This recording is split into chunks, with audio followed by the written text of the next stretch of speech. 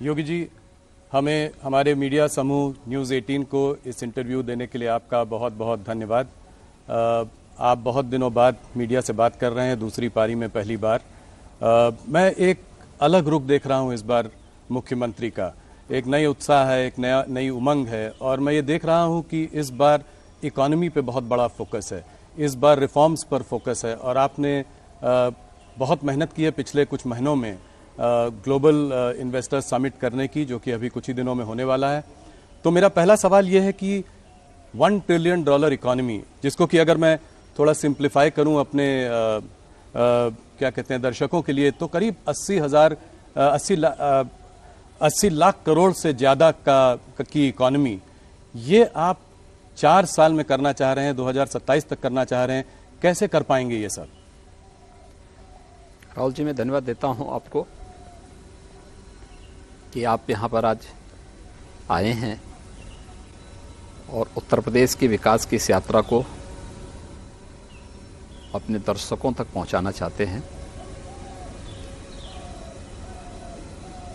देखिए, उत्तर प्रदेश ने प्रधानमंत्री मोदी जी के नेतृत्व में पिछले लगभग 6 वर्षों में अपनी विकास दर को दोगुना किया है। जीडीपी दुगनी हुई है, पर कैपिटा इनकम दुगनी हुई है।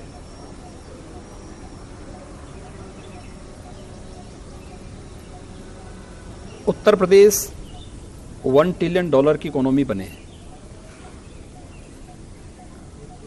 प्रधानमंत्री मोदी जी ने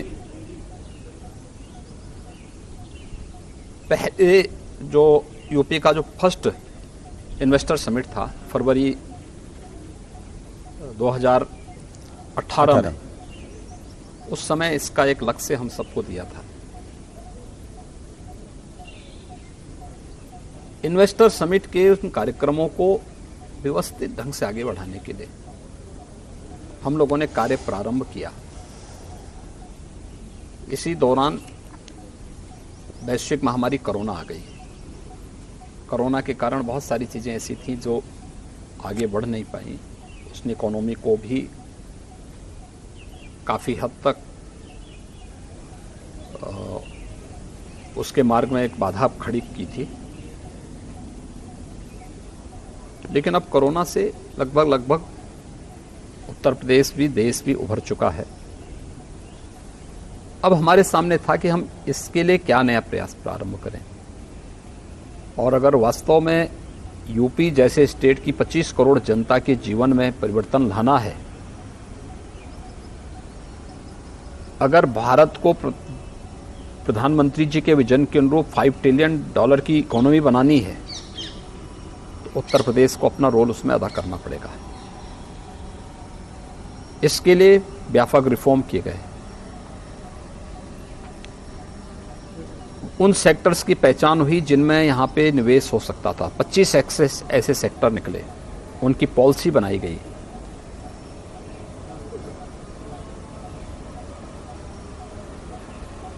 इन सभी कार्यक्रमों को आगे बढ़ाने के अलावा टीम्स भेजी गई दुनिया के बड़े देशों में, देश के बड़े महानगरों में। और आज मुझे इस बात की संतुष्टि है कि जब ग्लोबल इन्वेस्टर समिट की नज़दीक तिथि आ रही है, तो उत्तर प्रदेश में हम लोग उत्तर प्रदेश की जीडीपी से अधिक निवेश के प्रस्ताव लाने में सफल हो जाएंगे। और उत्तर प्रदेश जो अनंत संभावनाओं वाला प्रदेश है, जिसमें केवल औद्योगिक निवेश ही नहीं, बल्कि हमारे पास तो एग्रीकल्चर के फील्ड में भी बहुत बड़ा स्कोप है, एमएसएमई के फील्ड में है, हमारे पास अपना मैन पावर है, बहुत अच्छा मैन पावर हमारे पास है। ये सभी कार्यक्रम हम बहुत अच्छे ढंग से आगे बढ़ाने में सफल होंगे। कितना निवेश ला पाएंगे आप, क्या अनुमान है? देखिए, मैंने कहा ना कि ये जो ग्लोबल इन्वेस्टर समिट होने जा रहा है जी, इसमें हम लोग उत्तर प्रदेश की जीडीपी से ज़्यादा निवेश लाने में सफल होंगे। ये तो बहुत बड़ा नंबर है। एक चीज़ ये बताएं कि 4 साल में अगर आपको ये लक्ष्य हासिल करना है एक $1 ट्रिलियन इकोनॉमी का, तो आपको 4 गुना आज की इकोनॉमी को करना पड़ेगा, अर्थात करीब 25% की रेट से ग्रो करना होगा। आज हमारा देश 6-7% की रेट से ग्रो कर रहा है। आने वाले समय में भी अनुमान है कि 7-8% अगर रिफॉर्म्स चलते रहे तो उस रेट से ग्रो, तो उत्तर प्रदेश ये ब्रेकआउट ग्रोथ कैसे कर पाएगा? देखिए, उत्तर प्रदेश की अगर ओवरऑल विकास दर आप देखेंगे तो 13 से 14 के बीच में चल रही है। जो दुनिया के अंदर मंदी का दौर चला है, इसको देखेंगे, उसमें से अगर इसको भी माइनस करेंगे तो भी हमारी 8% की इस समय ग्रोथ रेट है। लेकिन मेरा ये मानना है कि यूपी में केवल औद्योगिक निवेश की ही संभावना नहीं है, उत्तर प्रदेश के अन्य सेक्टर्स भी हैं। खासतौर पर देश का सबसे फर्टाइल लैंड हमारे पास है। 11% देश की कृषि भूमि में 20% से अधिक खाद्यान्न उत्पादन यूपी करता है। मेरा मानना है कि अभी इसमें हम लोग थोड़ा और प्रयास करेंगे तो 8.5% की कृषि विकास दर को हम डबल डिजिट में पहुंचाने में सफल होंगे। और इस दिशा में पिछले 9 वर्ष के अंदर भारत सरकार के स्तर पर और पिछले 6 वर्ष के अंदर राज्य सरकार के स्तर पर जो प्रयास प्रारंभ हुए हैं, उसके परिणाम आते हुए दिखाई देंगे। इसके अलावा यूपी का जो परंपरागत उद्यम था एमएसएमई का, 96 लाख एमएसएमई यूनिट यूपी के पास मौजूद हैं। सरकार ने उसको थोड़ा प्रोत्साहित किया, थोड़ा पुशअप किया। परिणाम है उसने यूपी के एक्सपोर्ट को दुगने से अधिक कर दिया। रोजगार की अनंत संभावनाओं वाला फील्ड है हमारे पास। इस पे हम थोड़ा प्रयास प्रारंभ करें, यह यूपी के विकास दर को और आगे बढ़ाने में मदद करेगा। तीसरा, यूपी के पास जो इंफ्रास्ट्रक्चर है एनसीआर से सटा हुआ है, जुड़ा हुआ है, लेकिन ईस्टर्न पार्ट को जोड़ने के लिए, बुंदेलखंड को जोड़ने के लिए, वेस्टर्न, ईस्टर्न और सेंट्रल पार्ट को जोड़ने के लिए जो कनेक्टिविटी है, एयरपोर्ट्स के निर्माण जो पिछले 6 वर्ष के अंदर यूपी के अंदर हुए हैं, या इंटरस्टेट कनेक्टिविटी जिस प्रकार से उसका स्ट्रेंथन हुआ है, लैंड लॉक्ड स्टेट से हट करके आज हमारे पास पूर्वी बंदरगाह से जुड़ने के लिए देश का वाटरवे नंबर 1 आज यूपी के पास मौजूद है। एक्सप्रेस हाईवे का जो जाल यूपी के अंदर पिछले 6-7 वर्षों के अंदर बिछा है, ये सभी चीजें यूपी की इकोनॉमी को समयबद्ध तरीके से आगे बढ़ाने और अपने लक्ष्य को प्राप्त करने का एक अवसर देता है। अगले 4 साल में आपको क्या लगता है कितनी नौकरियां दे पाएंगे आप यहाँ पे? ये एक देखिए मुद्दा भी रहा है। अभी हम लोगों ने पिछले 6 वर्ष के अंदर 5 लाख से अधिक सरकारी नौकरी दी जी।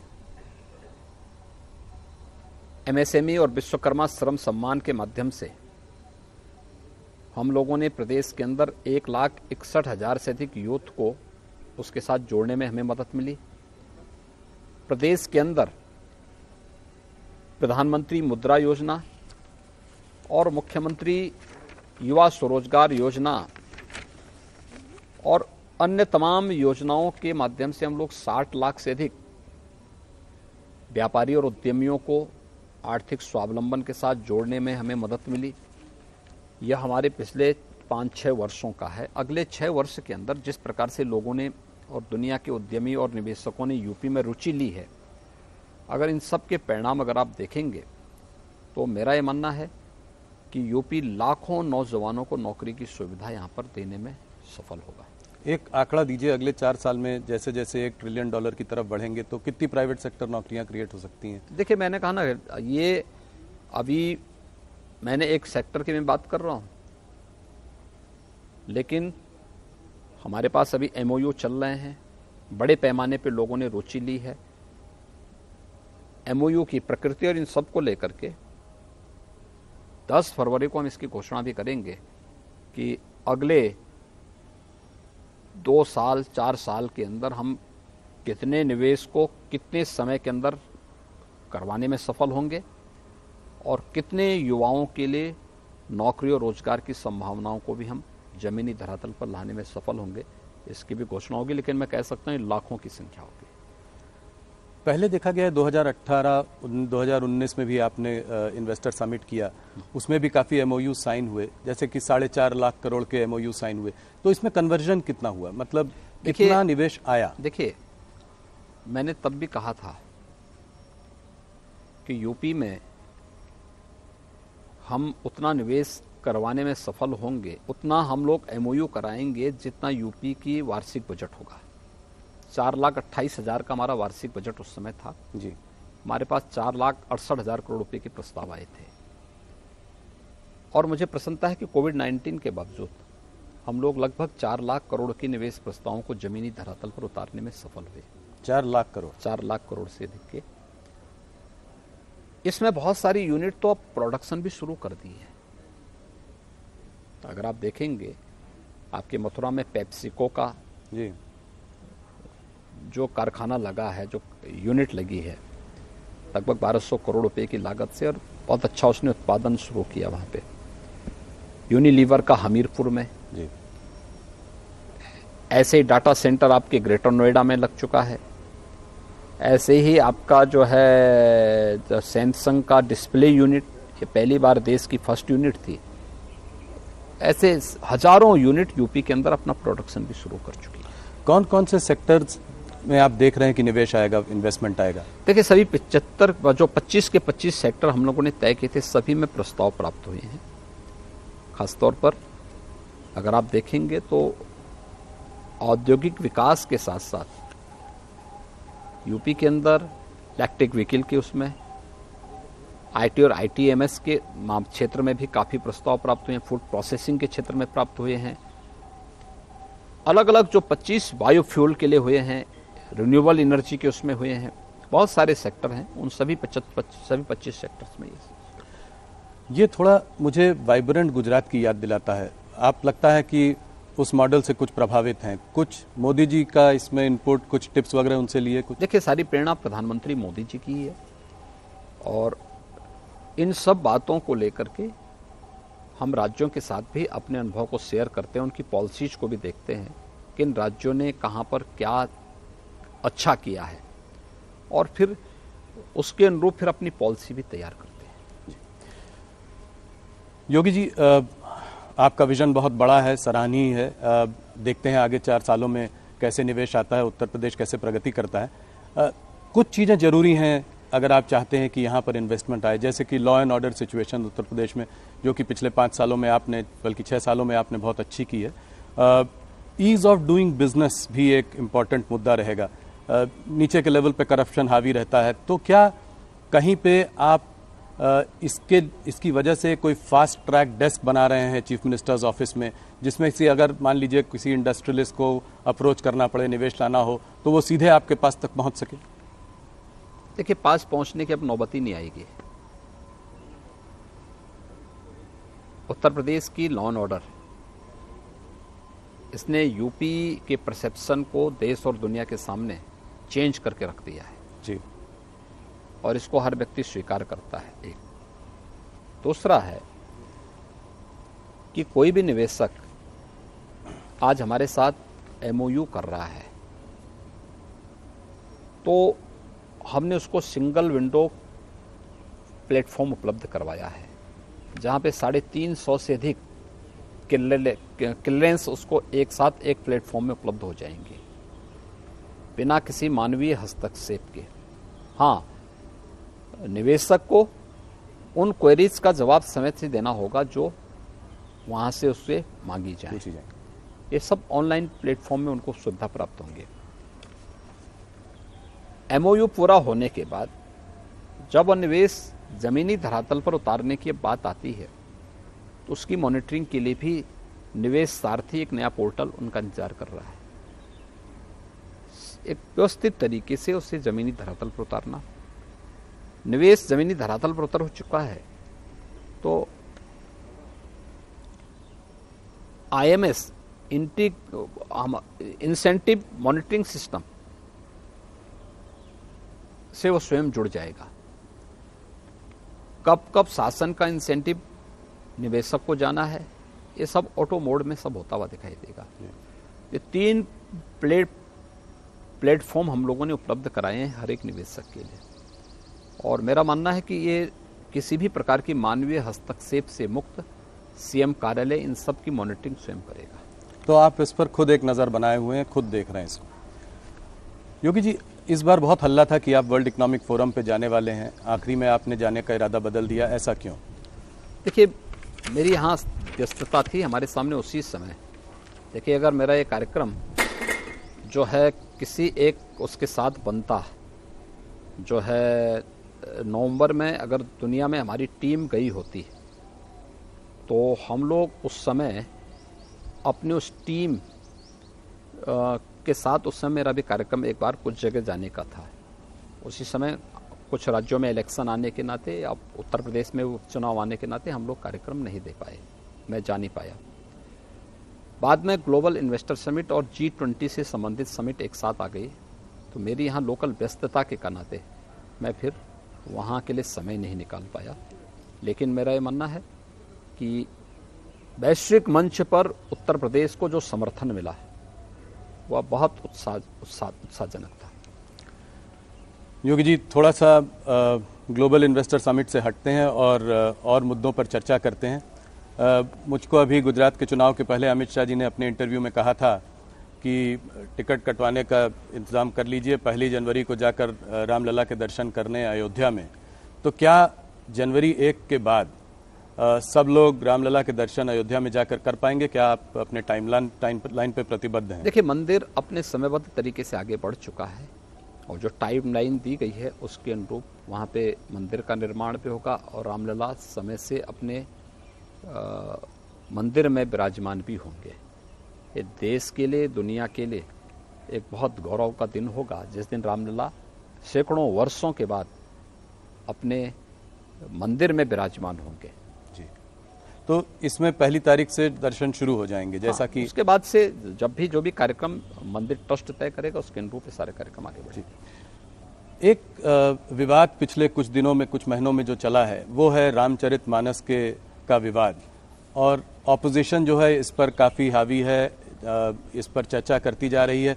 आपका क्या मत है इस पर? आप इसको कैसे देखते हैं? देखिए, जब भी उत्तर प्रदेश के अंदर विकास के किसी बड़े प्रोजेक्ट को लेकर के, बड़ी योजना को लेकर के, बड़े कार्यक्रम को लेकर के हम लोग आते हैं, तो जिन लोगों ने विकास के बारे में कभी सोचा ही नहीं, जिनकी डेवलपमेंट की कोई सोच नहीं है, जो विकास नहीं बल्कि विभाजन पर विश्वास करते हैं, तो वे लोग इस प्रकार की कोई ना कोई बयानबाजी अपना शुरू कर देते हैं।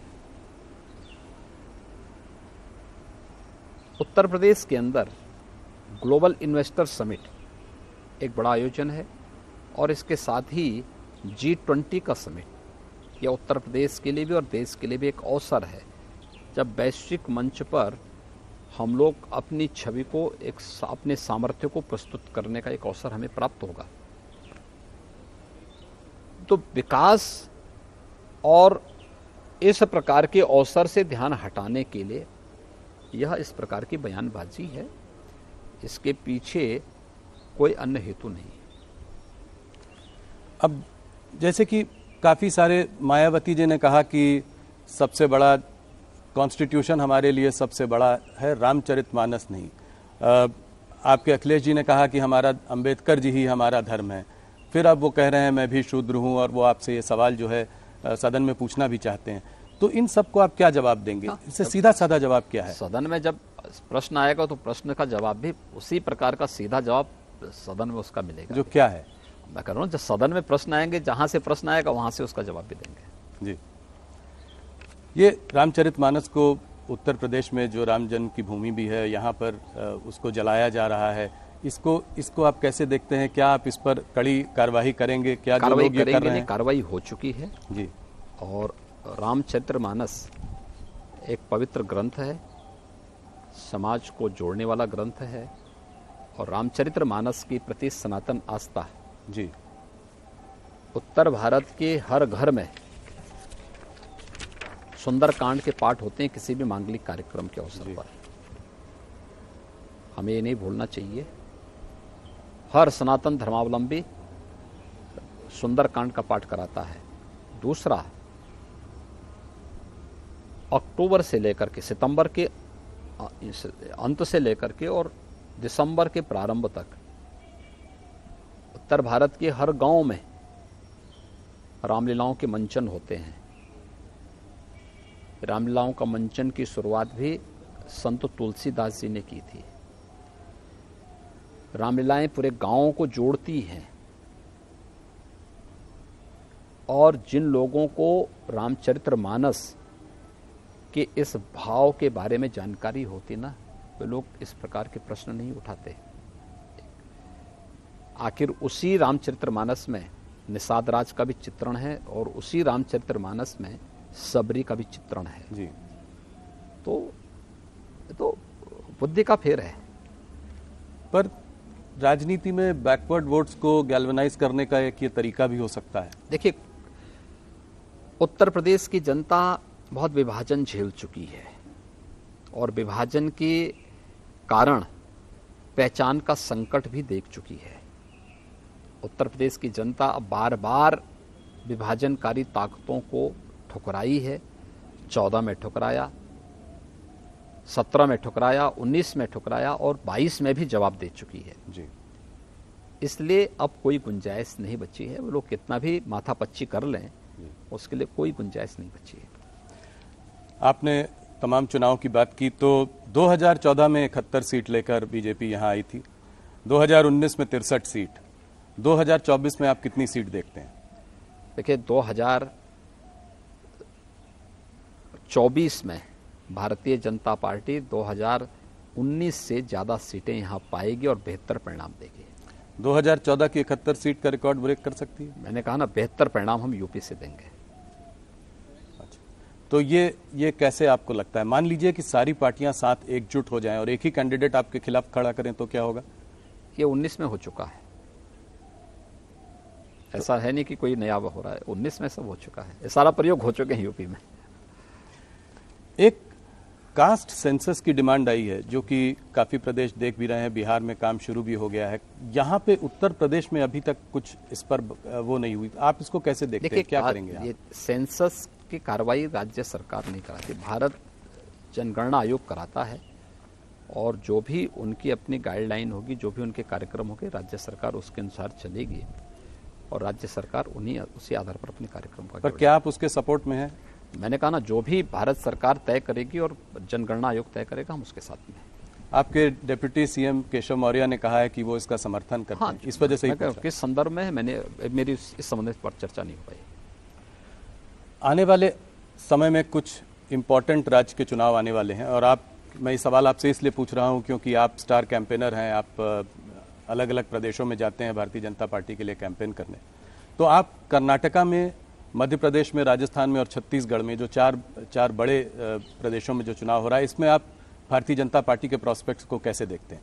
देखिए, भारतीय जनता पार्टी की जहां भी सरकारें हैं, उन्होंने बहुत अच्छा प्रदर्शन किया है। बिना भेदभाव के योजनाओं का लाभ समाज के हर तबके तक पहुंचाया है। दूसरा, भारतीय जनता पार्टी का मतलब डबल इंजन की सरकार। तब शासन की गति मीटर गेज की नहीं होती, बुलेट ट्रेन की होती है और यह भारतीय जनता पार्टी शासित राज्यों में देखने को मिलता है। वहाँ विकास के कार्य हों, वहाँ पर लोक कल्याणकारी योजनाओं को जमीनी धरातल पर उतारने का हो या गरीब कल्याणकारी योजनाओं का लाभ हो, समाज के प्रत्येक तबके को बिना भेदभाव के प्राप्त होती हैं, हो रही हैं और ये चीज़ें हमें बहुत अच्छे ढंग से वहाँ देखने को मिलती है। कर्नाटका में थोड़ा बहुत ऑपोजिशन देखा जा रहा है कि कुछ समय से थोड़ी प्रबल है, जैसे कि कर्नाटका में भारतीय जनता पार्टी की सिचुएशन उतनी अच्छी नहीं लग रही है। राजस्थान में भी अशोक गहलोत मजबूत हैं, मध्य प्रदेश में कमलनाथ जी से कांटे की टक्कर की उम्मीद है, छत्तीसगढ़ में भूपेश बघेल जी की भी सरकार जो है काम कर रही है। तो इन सब के रहते आपको उम्मीद है कि क्या इन 4 राज्यों में भारतीय जनता पार्टी सरकार बना पाएगी? देखिए, कांग्रेस के कुशासन से देश उब चुकी है। राजस्थान हो या छत्तीसगढ़, दोनों जगह जनता में एक असुरक्षा का सा वातावरण है। डेवलपमेंट के कार्य बाधित हुए हैं। शासन की योजनाओं का लाभ ईमानदारी से समाज के प्रत्येक तबके को नहीं प्राप्त हो पा रही है। लेकिन इसके ठीक विपरीत अगर आप देखेंगे, मध्य प्रदेश हो या कर्नाटक, विकास एक स्पीड पकड़ा है। और मैंने कहा ना कि जब सेंट्रल में जिस विचारधारा की सरकार है वही उसी पार्टी की सरकार राज्य में है, तो विकास की दर दुगनी होती है, कई गुना बढ़ती है। तो एक डबल इंजन की सरकार का लाभ न केवल इंफ्रास्ट्रक्चर में बल्कि विकास की हर योजना के साथ साथ लोक कल्याणकारी और गरीब कल्याणकारी योजनाओं के साथ भी जुड़ती हुई दिखाई देती है। और भारतीय जनता पार्टी शासित दोनों राज्यों में ये सब लाभ बहुत स्पष्ट रूप से देख सकते हैं। इससे जुड़ा हुआ सवाल है राहुल गांधी की भारत जोड़ो यात्रा। इस यात्रा का क्या असर पड़ा है पूरे देश में? क्या इससे राहुल जी की छवि में कोई अंतर पड़ा है? राहुल जी भारत जोड़ो की बात कर रहे हैं, उनका एक ये रहा है कि नफरत के बाजार में हमें एक मोहब्बत की दुकान खोलनी है। तो सीधा सीधा निशाना आप लोगों पर है, ये कहकर कि आप लोग नफरत फैला रहे हैं। आप इसके बारे में क्या कहें? 1947 से क्या कर रहे हैं लोग? इस देश में जाति के आधार पर, मत और मजहब के आधार पर, क्षेत्र और भाषा के आधार पर विभाजन तो कांग्रेस की ही देन है। तो जो उन्हें विरासत में मिला है वही तो देश को दे रहे हैं। उन लोगों ने तो वही किया है, तो स्वाभाविक रूप से वही काम कर रहे हैं। देखिए, राहुल जी जो हैं अपनी नकारात्मकता को छोड़ते ना तो उसका लाभ कांग्रेस को मिलता है, लेकिन नकारात्मकता उनकी सारी उपलब्धियों पे पानी फेर देती है। तो आपको लगता नहीं है कि भारत जोड़ो यात्रा का कुछ प्रदेशों पे कोई असर रहा है? जैसे कर्नाटका हो गया, हरियाणा हो गया, इन सब प्रदेशों पे कोई? देखिए, किसी भी कार्यक्रम में भीड़ की उपस्थिति से आप उसकी सफलता को नहीं मान सकते। कॉमन मैन ने उसको किस रूप में लिया है, इसके अलावा और कितनी दूर तक, कितनी देर तक उसका इम्पैक्ट होगा, ये भी उस पर निर्भर करता है। उस पार्टी का अपना विषय है, अपना एजेंडा होगा, अपना उसको करने के लिए पूरी तरह स्वतंत्र हैं। लेकिन उनको देश के सामने ये भी बताना चाहिए कि उसका उद्देश्य है क्या। अयोध्या में राम मंदिर का काम अब करीब करीब पूरा होने वाला है, तो अब अगला काशी और मथुरा को आप कैसे देखते हैं? मैं इसलिए सवाल पूछ रहा हूं क्योंकि अब ये सरकार यहाँ और 4 साल है, तो काशी मथुरा का आपकी सरकार का क्या रवैया रहेगा? देखिए, काशी में आप देख रहे हैं, काशी में काशी विश्वनाथ धाम बन गया है जी। आज काशी एक नए कलेवर के रूप में पूरी दुनिया के आकर्षण का केंद्र बनी हुई है। और आदरणीय प्रधानमंत्री जी स्वयं काशी से देश की संसद में प्रतिनिधित्व करते हैं जी। मथुरा में ब्रज तीर्थ विकास परिषद विकास के कार्यक्रमों को तेजी के साथ आगे बढ़ा रही है। तो वहाँ के आध्यात्मिक और सांस्कृतिक विरासत का संरक्षण करते हुए उसके भौतिक विकास के लिए सभी प्रकार के कार्यक्रम सरकार चला रही है। और केवल उन्हीं स्थलों के लिए नहीं है, हम तो विंध्यवासिनी धाम में भी काम कर रहे हैं, हम लोग सुख तीर्थ में भी काम कर रहे हैं, हम लोग नैमिष सारण्य में भी काम कर रहे हैं, और अन्य सभी धार्मिक स्थलों में बौद्ध जो है परिपथ पे भी यूपी के अंदर कार्य हो रहा है। महर्षि वाल्मीकि के लालापुर में भी काम हो रहा है। संत तुलसीदास जी के राजापुर में भी हमारे कार्यक्रम चल रहे हैं। ये सभी हर जगह के समग्र विकास के लिए कार्यक्रम। तो आपको लगता है कि यहाँ पे भी जल्दी ही कार्य जो है कंक्लूड होगा, आपके इस कार्यकाल में ये बात आगे बढ़ेगी? देखिए, सभी काम अच्छे ढंग से आगे बढ़ रहे हैं और जन भावनाओं का सम्मान करते हुए, आस्था का सम्मान करते हुए इसे आगे बढ़ाया जा रहा है। एक सवाल मैं और आपसे पूछना चाह रहा हूँ, ये इसलिए भी जरूरी है क्योंकि आप जो है खुद भी फिल्म इंडस्ट्री को यूपी में लाना चाह रहे हैं और आप इस बारे में काफ़ी सालों से बात कर रहे हैं। सुनील शेट्टी जी ने आपसे मुंबई में ये सवाल रखा भी था, ये एक बॉयकॉट कल्चर का सवाल। अब जैसे बेशरम रंग पठान जो फिल्म आई थी उसके चारों तरफ काफ़ी विवाद रहा। आप इसको कैसे देखते हैं, इस बॉयकॉट कल्चर को कैसे देखते हैं? आपकी क्या मैसेज है बॉलीवुड को? देखिए, किसी भी कलाकार और साहित्यकार का या जिसके पास कोई विशिष्ट उसके पास कोई भी इस प्रकार की कोई उपलब्धि है तो उसका सम्मान होना चाहिए, और हम उन सभी का सम्मान करते हैं। उत्तर प्रदेश ने फिल्म के लिए अपनी पॉलिसी भी बनाई है, और यहाँ पे बहुत सारी फिल्में, पहले की तुलना में ज़्यादा फिल्में यहाँ पर आज उनका निर्माण हो रहा है, उसके बारे में तमाम कार्यक्रम चल भी रहे हैं। हाँ, ये फिल्म डायरेक्टर को भी ध्यान रखना होगा कि कोई फिल्म बनाते समय भूलवश कोई घटना होती हो तो अलग विषय है, लेकिन जानबूझ करके कुछ इस प्रकार के सीन न दें जो कहीं विवाद को जन्म देते हैं और जन भावनाओं को आहत करते हो। नहीं, सही बात। एक और मुद्दा है जो कि जिस पर आपसे मैं सवाल पूछना चाह रहा था, सीधा सवाल है मेरा। Prohibition of unlawful religious conversion act जो है, उस पर आप लोगों की क्या प्रतिक्रिया है? मैंने देखा है कि यहाँ पे एक उसको सज़ा भी हुई है कन्वर्जन के लिए, काफ़ी सारे केसेस भी रजिस्टर हुए हैं, मगर मेरा एक लार्जर बड़ा सवाल है जो कि मैं आपसे अक्सर विवाद करता भी रहता हूँ कि इस कन्वर्जन की इस मुद्दे से आप लोग इतना जुड़े हुए क्यों हैं? ये तो रिलीजियस प्रैक्टिस, हम चाहे जो रिलीजन को प्रैक्टिस करना चाहें हम कर सकते हैं, तो ये कन्वर्जन का मुद्दा जो है इतना अहम क्यों? हर व्यक्ति को अपने अनुसार अपनी उपासना विधि चुनने का अधिकार है जी। इसमें किसी प्रकार का कोई बंधन भी नहीं है, लेकिन लोभ से, लालच से, छल छद्म से ये करने का किसी को अधिकार नहीं है। एक दूसरा, रिलीजियस डेमोग्राफी एक सच्चाई है, इसे भी हमें स्वीकार करना होगा, और अगर ये सच्चाई नहीं होती तो 1947 में देश का दुर्भाग्यपूर्ण विभाजन भी नहीं होता है। तो डेमोग्राफिक इम्बैलेंस को कैसे करेक्ट करेंगे? ये इसके लिए कोई लॉ लाने की बात है? हमारे यहाँ ऑलरेडी हमारे यहाँ एक्ट बन चुका है। हम 20 में एक एक्ट बना चुके हैं जी। यूपी गवर्नमेंट इस संबंध में अपना एक्ट बना चुकी है और उसको लागू भी कर चुकी है, उसी में सजा हो रही है। जिससे आपको लगता है कि आने वाले समय में ये डेमोग्राफिक इम्बैलेंस ठीक मैंने कहा ना, ये सभी चीजें हम लोग पहले से इसके बारे में सतर्क होकर के अपना कानून बना चुके हैं, हम उसको लागू भी कर चुके हैं। योगी जी, मैं आपसे इस बारे में भी पिछली बार पहले भी चर्चा कर चुका हूं। मैंने आपसे सवाल किया था कि आपका मुसलमानों से क्या रिश्ता है। मैं उसी सवाल को थोड़ा आगे ले जाना चाहता हूं कि मुसलमानों को आप कैसे जोड़ेंगे अपने साथ? मोदी जी भी आजकल कोशिश कर रहे हैं कि जो है पासमानदा मुसलमानों को जो है अपने साथ जोड़ा जाए। ये भी गरीब वर्ग है, पिछड़ा हुआ वर्ग है, इसको भी अपने संग जोड़ा जाए। तो आप इनको कैसे जोड़ेंगे? देखिए, किसी को जोड़ने के लिए व्यक्ति, जाति, मत और मजहब नहीं, बल्कि शासन की योजनाओं के माध्यम से उनके साथ सीधे संवाद का कार्यक्रम।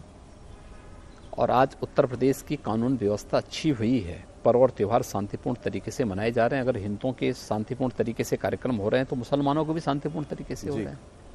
आज सुरक्षा का एहसास, अगर हिंदू बेटी सुरक्षित है तो मुस्लिम बेटी भी सुरक्षित है।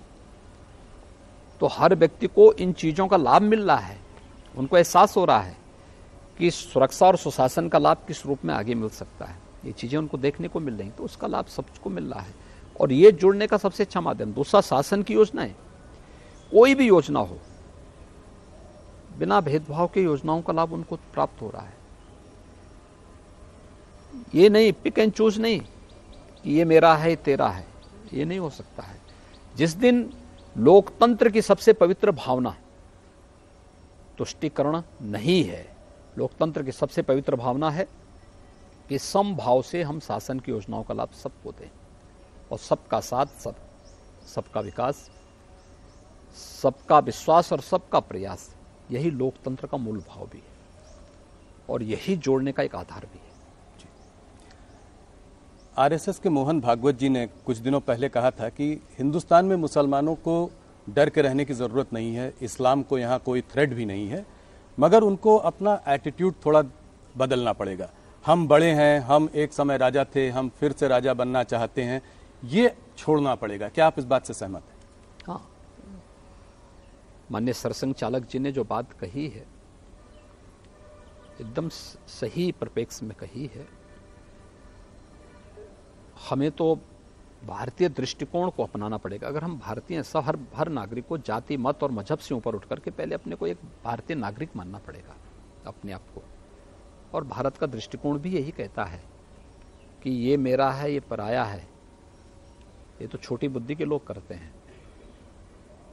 विराट सोच वालों के लिए तो पूरी दुनिया ही एक परिवार है। तो सबको एक समग्र दृष्टि से देखने का प्रयास अगर हम करेंगे तो कहीं कोई विवाद ही नहीं होगा।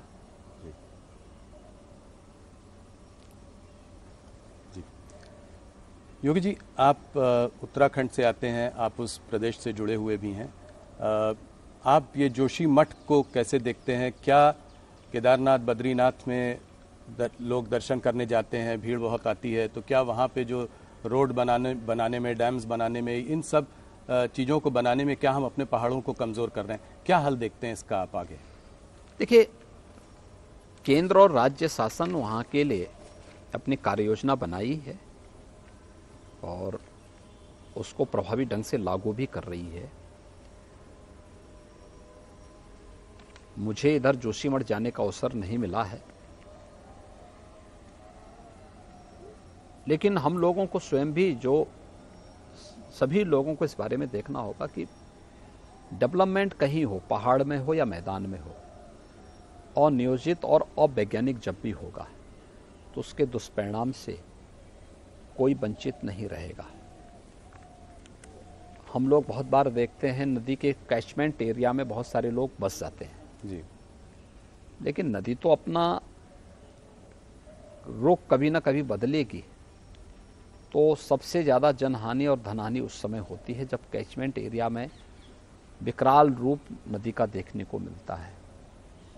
तो प्रकृति के साथ खिलवाड़ जब भी होगा तो उसके दुष्परिणामों से मानवता अपने को अलग नहीं कर सकती है। जी, एक और विवाद हाल में जो चल रहा है, उपराष्ट्रपति और कानून मंत्री ने कोलिजियम सिस्टम जो जजेस की नियुक्ति के लिए होता है उसमें लैक ऑफ ट्रांसपेरेंसी की बात करी है। आप इसको कैसे देखते हैं? देखिए, इसमें माननीय कानून मंत्री और महामहिम उपराष्ट्रपति जी का बयान स्पष्ट आ चुका है। मुझे लगता है कि मुझे बीच में बोलने की कोई आवश्यकता है भी नहीं और मेरे वक्तव्य को बीच में डालने की कोई मतलब भी नहीं होता इस प्रकार के मामलों में। अब पिछले 5-6 सालों में जो है 370 भी, आपके जो कुछ मुद्दे थे, राम जन्मभूमि का मुद्दा था, 370, ये सब हो चुका है। अब एक बड़ा मुद्दा जो बचा है वो है यूनिफॉर्म सिविल कोड का मुद्दा। तो इसका अगले कुछ सालों में आप कैसे देखते हैं कि इसका रोड अहेड क्या है इसके लिए?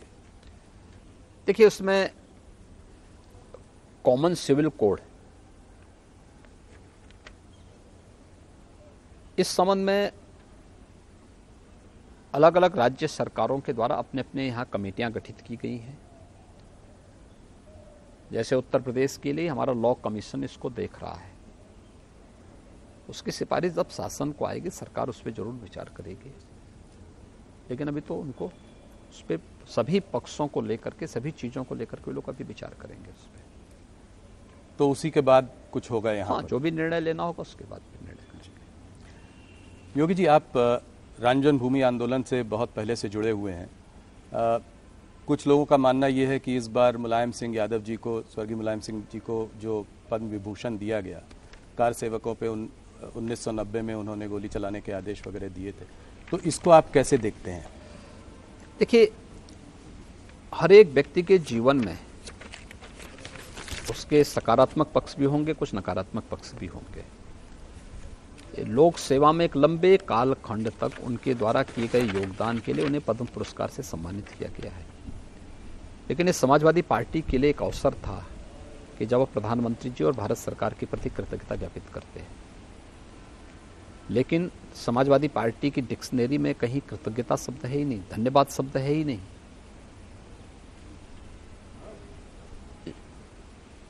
और वो इस प्रकार के सम्मान को पचा भी नहीं पाएंगे। इसलिए नहीं पचा पाएंगे क्योंकि जिन लोगों ने नेताजी को कभी अब सम्मान दिया ही नहीं, तो वे लोग तो टिप्पणी करेंगे ही करेंगे। लोग कहते हैं कि इसमें आप लोगों की भी यादव वोट बैंक पर नजर है, इसमें राजनीति का भी एक एंगल। ये वोट बैंक का नजरिया नहीं है,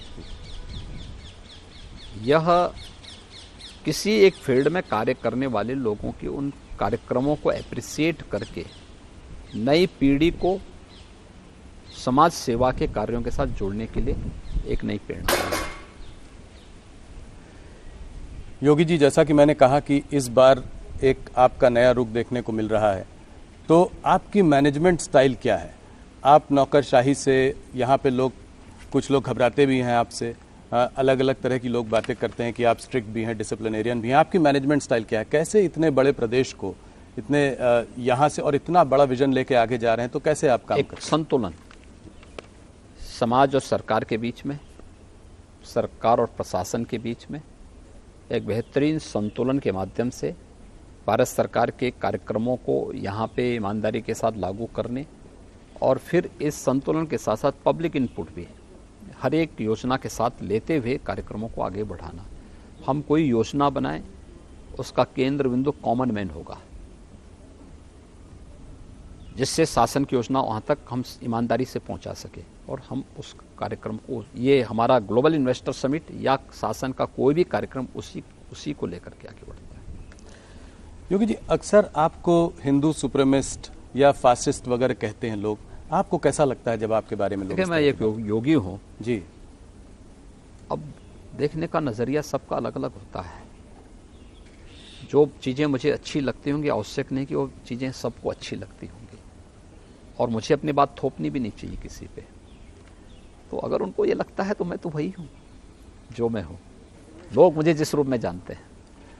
योगी जी, लोग आपकी पूजा भी करते हैं, लोग आपको कोसते भी हैं। अगर इतिहास में आप अपने आप को कैसे देखना चाहेंगे? मैं इतिहास में नहीं जाना चाहता, मैं एक योगी के रूप में हूँ और योगी ही रहना चाहता हूँ। तो आप ऐसे ही लोगों को लोग चाहेंगे कि ऐसे ही लोग आपको याद रखें?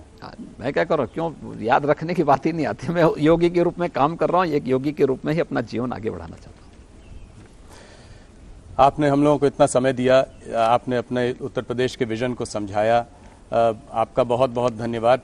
मैं कह रहा हूं कि मैं आज अपने सुबह कॉलीग से कह रहा था कि बुलडोजर बाबा से अब आप बिग बुल बाबा की तरफ जा रहे हैं, मतलब एक रिफॉर्मर, मॉडर्नाइजर, मार्केट्स की ओर भी आपकी एक नज़र है। धन्यवाद जी, बहुत बहुत धन्यवाद।